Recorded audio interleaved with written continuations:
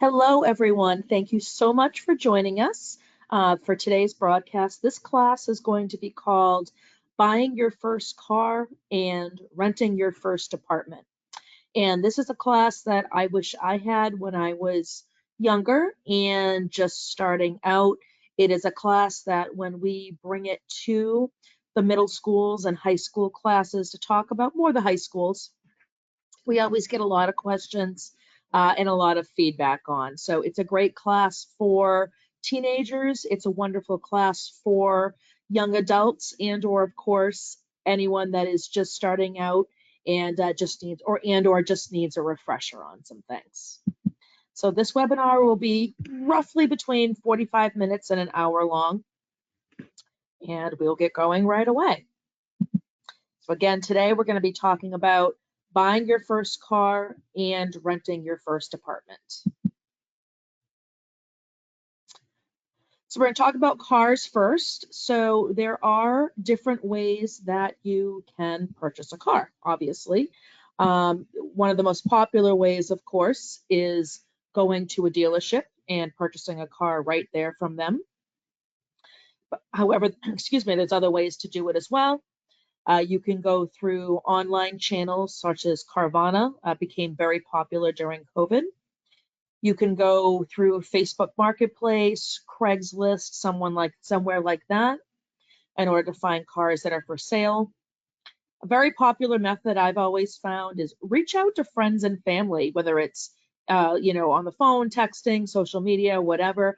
Hey, I'm looking for a car, less than $10,000, nothing crazy. You just want to, find something. Does anybody have anything for sale, or know of anyone that's going to put something up for sale? Or, hey, you know what? I really need a new car. What dealerships have you guys had good luck with? I've always found friends and family to be an awesome, truthful resource for things like that. And if you're going to be purchasing a car, you might do it in a few different ways as far as how the purchase is made. Maybe it's a cheaper car, or you've been saving, great job, and you're able to buy it with cash. You also, of course, could get a loan, a car loan. You also, of course, could do a lease vehicle, and that would be through a dealership. And we're going to talk through all of these different methods here today.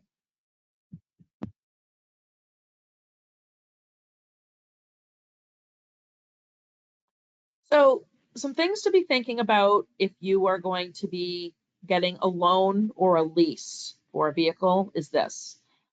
Credit score determines your interest rate, and rate determines your payment amount. The lower your interest rate, the lower your payment amount will be. That's just basic math, how it works.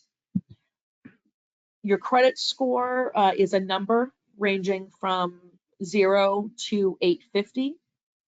You want your credit score to be as high a number as you can, as close to 850 as you can. Now, essentially how it is done, this is called risk-based lending at the dealerships.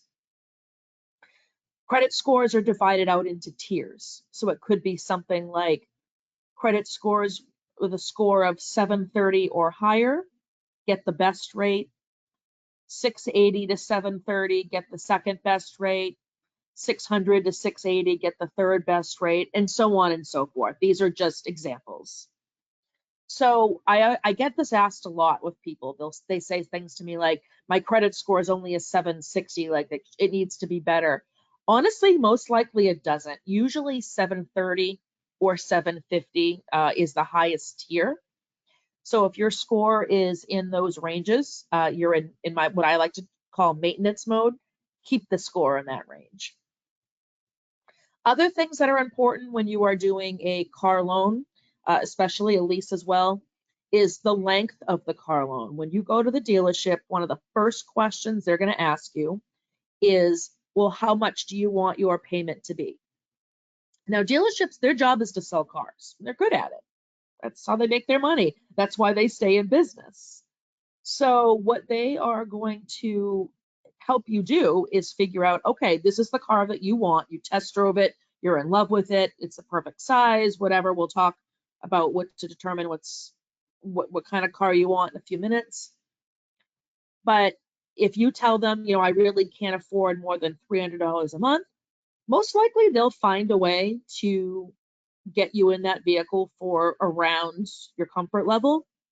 But how they're going to do that is the length of the car loan.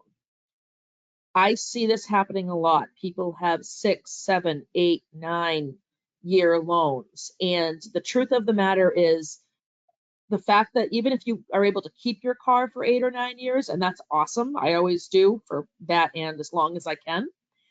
But to have to be paying on a loan all that time, you're going to be paying more money in interest. It's just, in a perfect world, you don't want your car loan to be more than 5 or 6 years. So just something to keep in mind. Do you really want to be paying $300 a month for the next 8 or 9 years on this vehicle? Just stuff to be thinking about. If you have a trade-in, that's awesome. That means that you're going to be able to essentially get money off the purchase price of your new car because you're going to trade in the vehicle that you have. What I would definitely advise you to do is figure out ahead of time how much that vehicle is worth. The dealerships most likely are never going to give you exactly what it's worth, but it's great to know this information. So if you know it's worth $10,000 and they try to give you $3,000 for the vehicle, you have this information and you can go back with them. I'm going to be talking to you shortly about how to figure out the how much your vehicle is worth. Another thing to be really mindful of if you're going for a new vehicle, especially when you have a loan on it that still exists. Okay, so I have a 6-year car loan.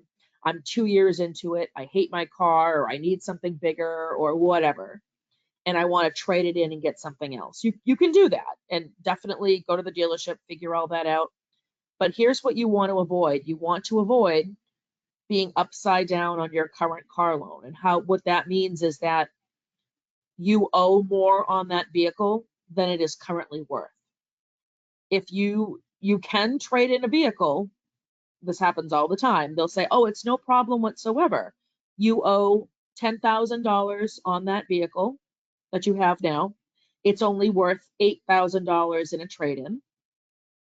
So that's okay. We're just going to tack that extra $2,000. We're just going to add it to your new vehicle loan."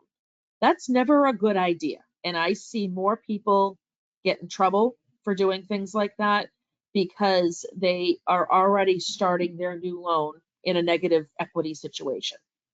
It just never works out well, folks. So really try not to do that. What I always recommend, if you are thinking about trading in your vehicle that you have a loan on to get a new one, what I always recommend people do is first figure out how much they owe on their current vehicle and how much it is worth. So that is information that you need to be armed with. If you notice that you're upside down on it, you could always try to work out a deal with the dealership for them to give you more money. That may or may not work out. You could always attempt to sell the car at a private sale for the amount that you need for the loan. So there's ways to get yourself in a better situation. But again, these things are important when you're thinking about buying a car.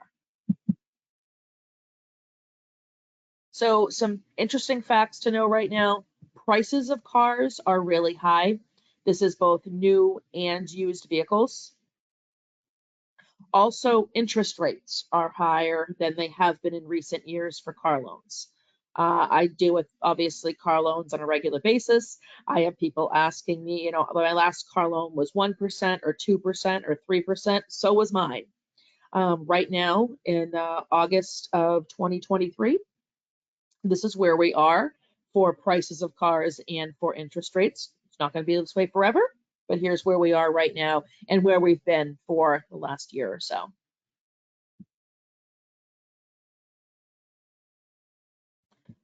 So when it comes to car buying, it's important to be thinking about what it is you want, but really what it is that you need, and be realistic for your situation. Also be thinking about how long your loan's going to be, how long you're going to be planning on having this car. It's hard to predict the future, but if you're someone that you and your significant other are looking to start or expand your family in the next few years. Probably a two-seater might not be, in your best option. You're probably going to want to get something a little bigger that eventually will fit car seats and things like that. Think about your lifestyle as well. Are you someone that likes to travel with your 3 golden retrievers? Oh, I'm jealous. That'd be cool. Yeah, so again, like a little small car probably isn't going to fit your needs very well. So be realistic about that. Also, will you be driving a lot? And again, it's really hard to predict further out, but think about as best you can, all right, well, I'm in school right now, and in the career that I'm in, a lot of jobs are in Boston. So I know I'm going to have, a bit of a commute until I move, or maybe I'm going to move right away, or maybe that's not in my plans. Again, just be trying to figure out as best you can, predict the future there. Maybe you're someone like me and a certain brand is really important to you. I'm a Toyota girl all day long. Absolutely. So I always look for Toyotas. Are there certain safety features, things that are very important to you? For me, having either 4-wheel drive or all-wheel drive was something I really needed. I live on a dirt road. I've always not had that, and I've struggled sometimes in the winter in New England. So again, just be thinking about what it is you need and want, but really what it is you need. So this isn't really important, is how much of a car can you afford? And again, like I mentioned, prices of cars are higher right now. Interest rates are higher right now. So you might have gone into this thinking, yes, I'm going to have a $300 car payment, and find out for what you are looking for, that's not possible. So this is some information that I give people to help them out. Create a budget for yourself, a mock budget with the car payment included. So write down how much money you're making, whether it's you and your significant other, whether you're getting, disability, Social Security, whatever it is you're getting for income, write it down. Write down all of your monthly bills, your rent, your Netflix, your cell phone, your insurances, everything. Write them down. And also add in the car payment amount. That is this is what they've already quoted me, $300. I've done the math out on a calculator, or, this is what I think I'm comfortable with. Write that down. And then figure out where you are from there. Does that make sense with your budget? Thinking about, go through your last few bank statements, figure out how much you're spending on food. And yes, this is some work, it totally is. But the last thing, and I hear this all the time, unfortunately, I have people reaching out to me and they're like, Megan, I got this car and I thought I could afford it, and I can't. Like, I can't afford food. I don't know what to do. And what you really need to do is figure this out ahead of time. And if you know you can't afford more than $300 a month, you need to make sure that you stick with that this is where you are. And yes, maybe in the next few years you'll be making more money. That's great. But, that's never a guarantee. You never know what's going to happen. Also be thinking about insurance and car repairs. I know car insurance is not mandatory in the state of New Hampshire. However, please, please, please, please, please get car insurance. I have seen more people not get car insurance, get into accidents, and now own a vehicle that does not run or is severely damaged, can't afford to fix it, and they have a loan on it and they're still stuck paying that loan. So please get car insurance. That is my one beg of you today. So this is how I would personally write out to figure out my car payment. So as you can see, I put a car of $300 down here. And again, this is, a mock budget of someone that has either 2 jobs or 2 people in a household. They combine to make $1,900 a month. This is, again, all of their other bills. Clearly, they have roommates since they're only paying $700 a month in rent. But as you can see, they put in a car payment. They put in gas, they put in insurance, they put in all these other bills they have, credit cards, student loans, what have you. And it'll show, if you do this on an Excel spreadsheet, it'll show you exactly how much you are making each month, exactly how much you're spending each month, and income minus bills. Now, if you notice in this person's case, they put in $300 for a car, but they haven't eaten anything, bought coffee, done anything fun. So again, this person may or may not need to rethink some things depending on their lifestyle. I'm assuming they have to eat, but maybe there's, again, if they share roommates, maybe there's other deals that can be made for food. You never know. So purchasing a car through a private sale, I always recommend extreme caution in doing this. There's a lot of fraud out there. That being said, many people I know purchase and sell cars through private sales that are totally legit. We here at New Hampshire Federal Credit Union do loans for private sale vehicles all the time. So it's not something that's like, oh, like I would never dream of doing that. But again, just be very cognizant that there's a lot of fraud out there.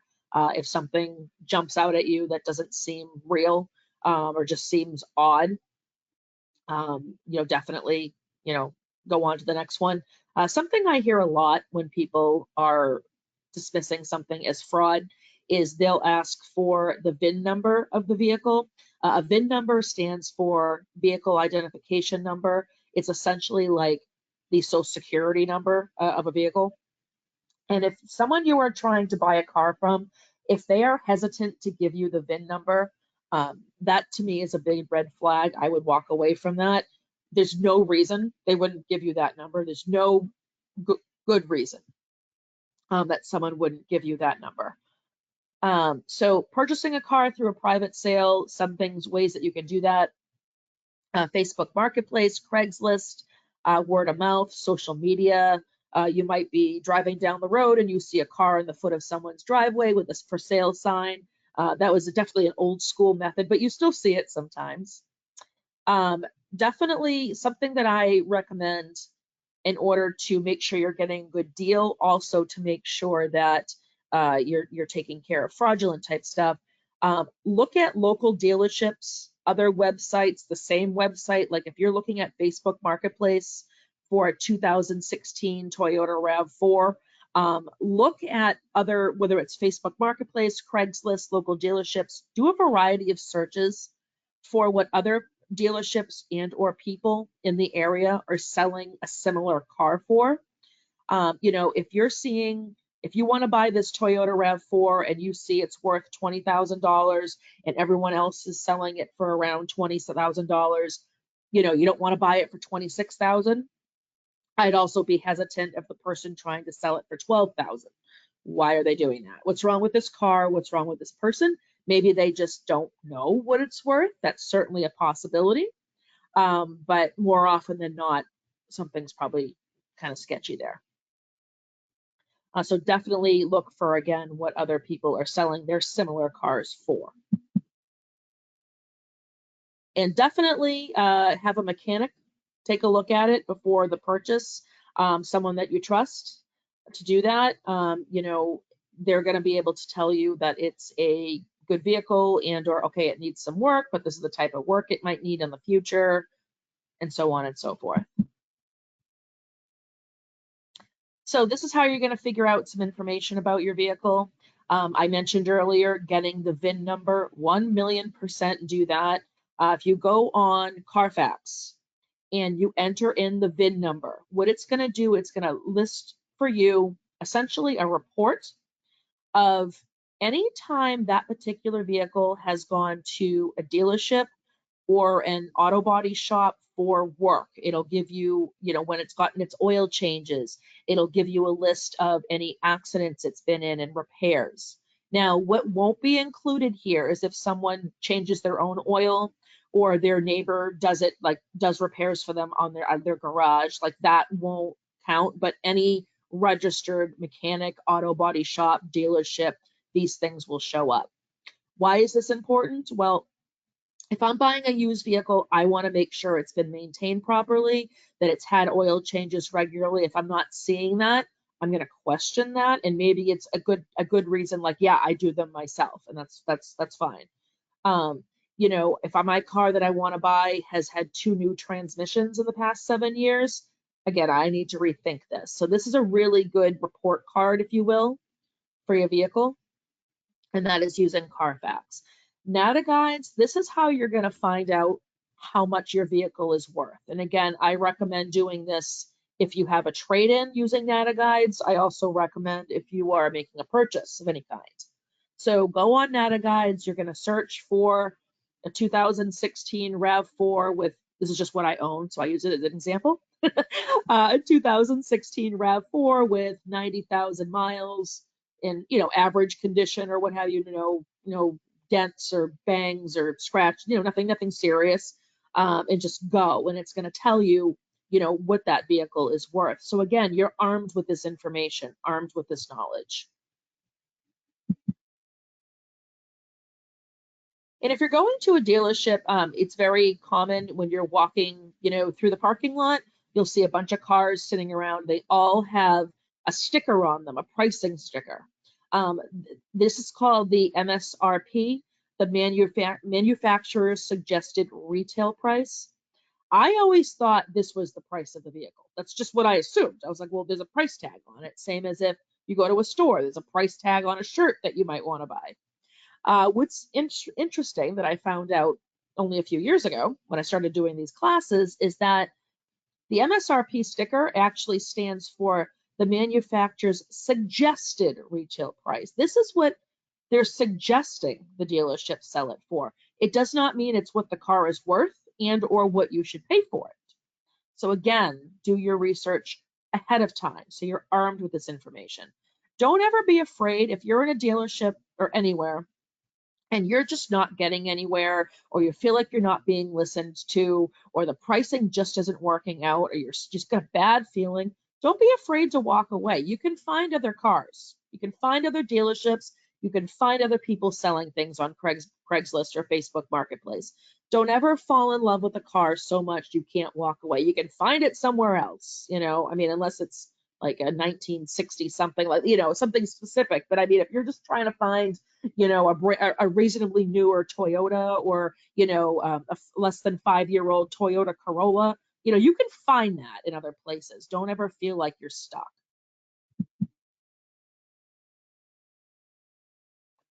So be prepared and stick to your guns. Very important. Know what you want, know what you can afford. It is really easy once you get in there and you decide to test drive something that's maybe more expensive, to fall in love with it. We've all done it.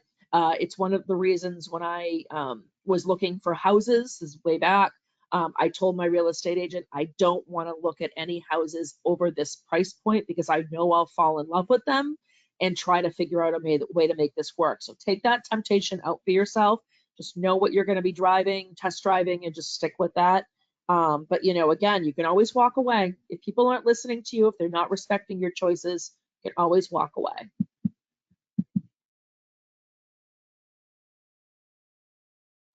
In leasing, so I get a lot of questions about leasing, so I wanted to dedicate a slide on this. So essentially what leasing a vehicle is, you're essentially renting a car. Like you rent an apartment, leasing is renting a car. And you typically have a lower payment.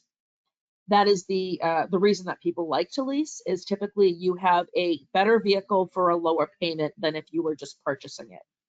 And because you're renting a car, kind of like renting an apartment, if you think about someone that owns a home, they make payments for 30 years or 20 years or whatever, and then their home is paid off. It's the same thing with a car. You get a car with a 6-year loan, and after 6 years, that car is paid off. You own it. The car is yours, and you don't have to make payments on it anymore. That to me is one of the negatives with leasing. I'm not saying leasing's a bad idea. I think in certain circumstances, it's an awesome idea, but you're never own that car. You're always going to have a payment on it.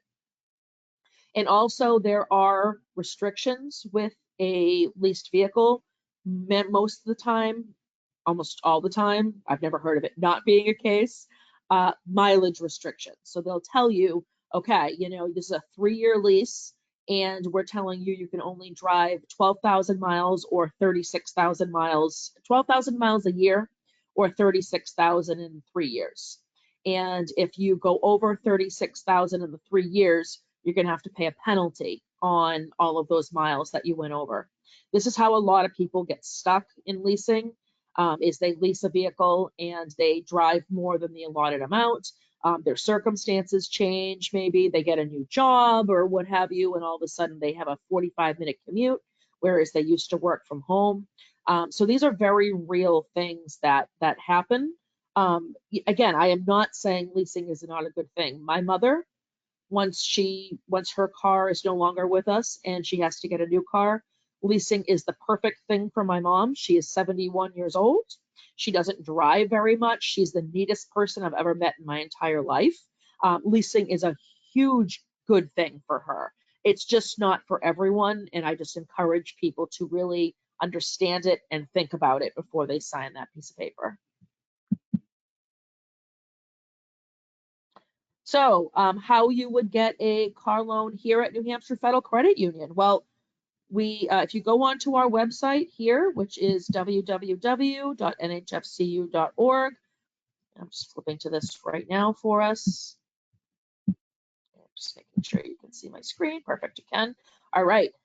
So if you go here to borrowing and you go to new and used cars, you're going to get right to our website. You'll actually be able to see, if I scroll down a little bit, you're going to be able to see our interest rates. Now, our interest rates are tiered depending upon your credit score. So these are for people with credit scores of 730 or higher. So that's the that is the asterisk that you see here. But again, you're able to know, okay, if I get a vehicle in between these model years, 23 to 2021, and I'm looking at, you know, a 6-year loan or a 7 or 8-year loan, or, you know, a shorter term, you're able to click on the calculator here and figure out hypothetically what your monthly payment would be using this information. You can click right here and apply, and your application will actually go right to us.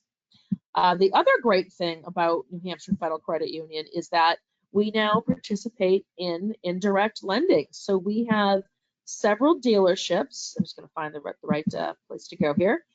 We have several dealerships that you can go to them and request New Hampshire Federal Credit Union funding, and you'll be able to get the funding through us, sign all that paperwork right there, and leave with your car same day. It's awesome. It is the way that everyone, it's the easiest way, as it says right here, your smart choice for stress-free car buying. Yeah, that's it, because it's just quick, it's efficient. You get everything done right then and there. Again, all of your paperwork goes to us, and you don't have to come to the credit union to do anything besides make your car payment. So if you're on our website, and again, I just went to the ad that says, I'll go back just so I can show you. So if you're on, if you're on our website where you see this logo here, this take the wheel, click here to get started. You want to click right here. You can go right here to dealer partners and say you're like, yep, I want a Ford. I want to go to Ford dealerships. You go right there and select Ford, go to search, and then it's going to give you a list of all of the different Ford dealerships that are our indirect partners that you'd be able to go to.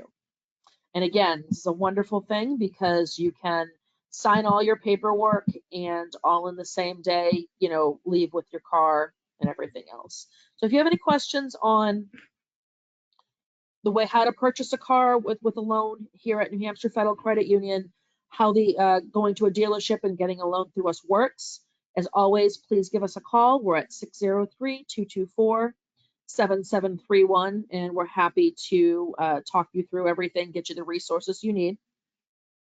If you'd like some more information on how to figure out how much your cars are worth, you can call that number as well. If you're looking for information on how to create a budget, how to figure out, you know, how much you really should pay, call that number and dial extension 330.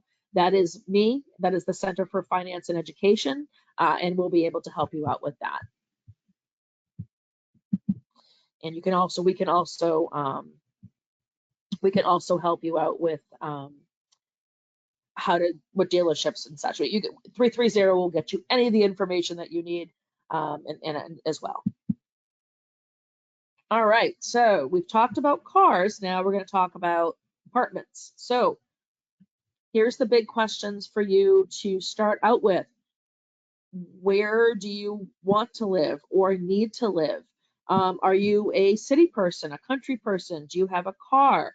Are you planning on using public transportation? Do you want or need to be in a certain town for the school system, for you to be close to your job, near your family? Again, whatever the reasons are, think about that.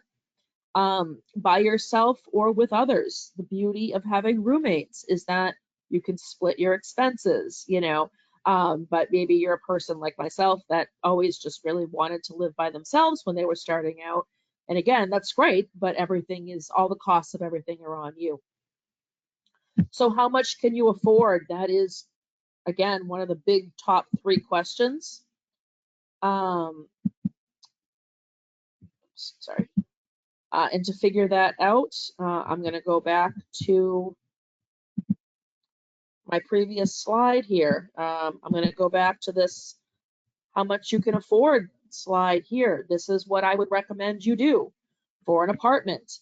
Again, write all your expenses down. And, you know, if you're coming from living with your parents, ask your parents, do some research, ask your potential landlord, hey, heat and hot water aren't included, there is electric, okay, like how much are people in your building, you know, being charged? You can always call, you know, find out that the electricity is through Eversource. You can always find out from Eversource how much the previous renter was spending per month, especially when you are going from not having to pay a lot of bills if you're living with your family, what have you, and going into renting on your own. There can be a lot of culture shock, and we're going to talk through that next. All right.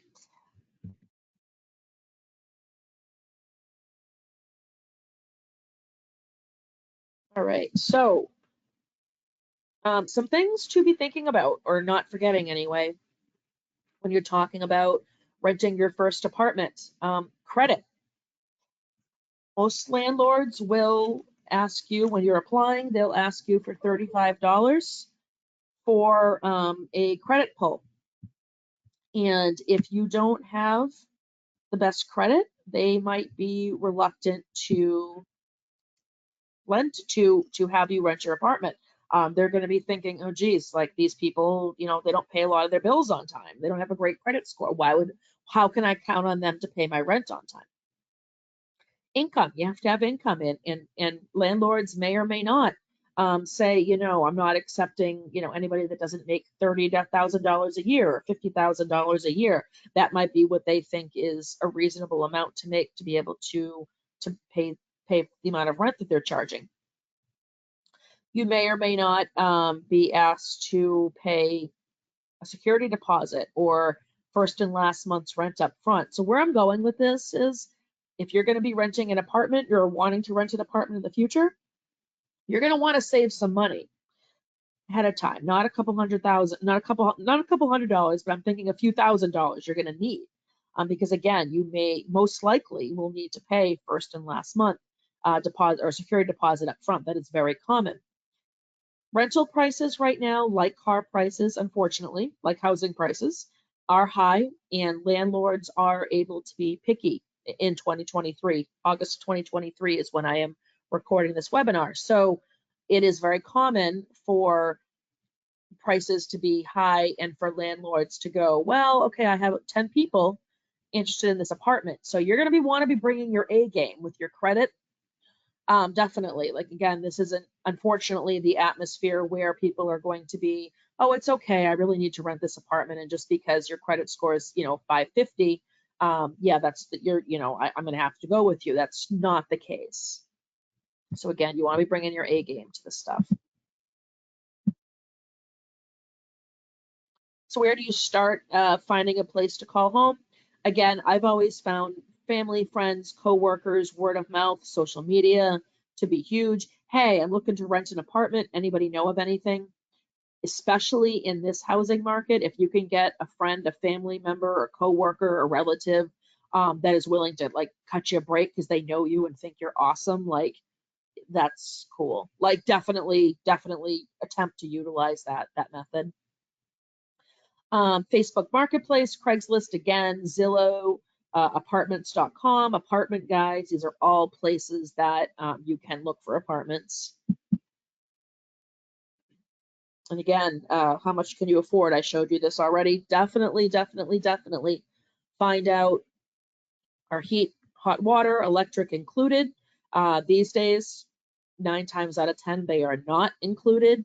So again, definitely would figure out how much this hypothetically will cost you to do out your budget. These are some examples of apartments. Again, this is August of 2023. $2,000, $1,800 a month for these 3 apartments. If you look at the size of them, 745 square feet, 900 square feet, 700 square feet. These are small apartments. That's not a lot of square footage. The middle one here, the final 2 are 1 bedroom, 1 bath. So you could probably have a roommate if it's your significant other. Other than that, that might get a little, you'd have to have 2 beds in 1 room and be willing to share a room. Not saying people shouldn't do that or couldn't do that, but it would be a little more challenging.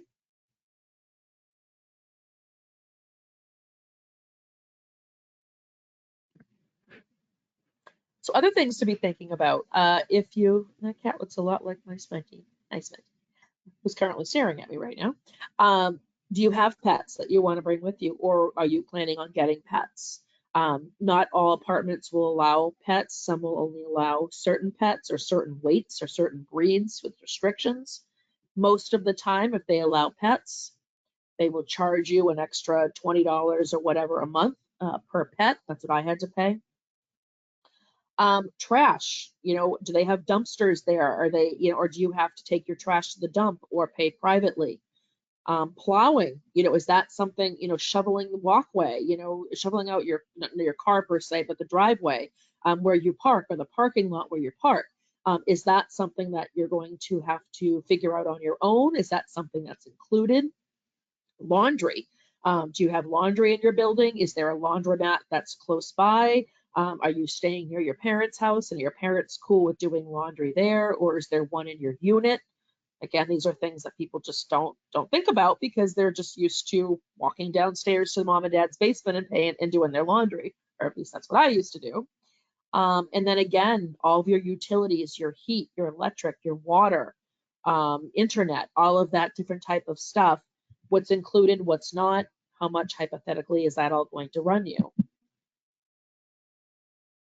Don't forget about Netflix, Hulu, internet, all that stuff. That stuff's not going to be included 9.9 times out of 10. So it's stuff you're going to want to be thinking about that you're going to have to pay for.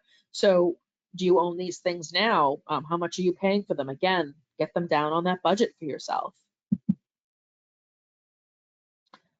Food, yay, yeah, this whole eating thing. So like car prices, like interest rates, like rental prices right now, food prices are also really high, sensing a pattern here. It is still, and always will be, much cheaper to go to the grocery store and buy food versus going to Chipotle, going to McDonald's, doing whatever and getting a meal there. It's always going to be cheaper to buy stuff at the grocery store, although that's not cheap now either. So just things to be keeping in mind, especially if you're someone that is fortunate enough where they live right now. Their meals are, their family cooks, every day or whatever, and they can bring leftovers for lunch or, have dinner at home if they choose. Again, just things to be mindful of here that are going to be a new expense or a additional expense, so to speak. So when you move into your new place, so I'll tell a quick story. So my first apartment, and this is before cell phones. So this was back in the early 2000s. So it's before cell phones. So keep this in mind and why this story is important. And I was sitting in my new apartment, and like I would do things like go to throw something away and realize I didn't have a trash barrel. Or I would go to, want to take a shower and be like, oh my gosh, like I don't have a bath mat or, or towels or whatever. And then I was like, you know what? I need to go and make a list of everything I need, and realized I didn't have pen or paper. Nowadays, we could use our phones to make a list. That's why this is important. But be thinking about the things that you need: furniture, bedding, a coffee pot, like plates. Again, see if anybody, your friends, your family, your parents have stuff they're looking to get rid of. My parents, thankfully enough, like a few months before I moved out, they had gotten an all new like kitchenware. So I still have some of their old plates and forks and things like that. I'm like, what? Hey, they're still good. Why replace them? But again, be thinking of all that stuff you need and what you can get. And again, look for, deals on that stuff too, Craigslist, whatever, for, couches, furniture. Think about what you need. If you're going to plan on having roommates, have this conversation with them. I know I remember going back 20 something years, but I remember one of my friends moving in with this woman. And one of the reasons that this woman was a very attractive as a roommate was that she had like a whole thing of like dining room and bedding furniture that she was able to bring. So like that was like huge for them. They're like, oh my gosh, we don't have to buy all this stuff. So that is the end of today's presentation of buying your first car and renting your first apartment. I hope that this was educational for you. If you have any questions at all about anything that we covered here today, please give me a call at New Hampshire Federal Credit Union's Centers for Finance and Education. We're at 603-224-7731, extension 330. My name is Megan. My coworker is Kim. One of us will always either answer the phone or get your voicemail and respond back to you. So thank you so much, everyone. Have a wonderful day. Goodbye.